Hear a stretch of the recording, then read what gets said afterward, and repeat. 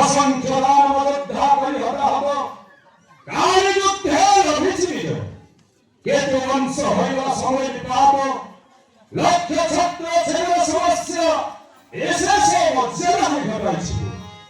নরকপিঙ্ক বীর পর এবং সমকৌশ পরিরুদ্ধান, ভবিষ্যতে কি ঘটিব বলছিত মা।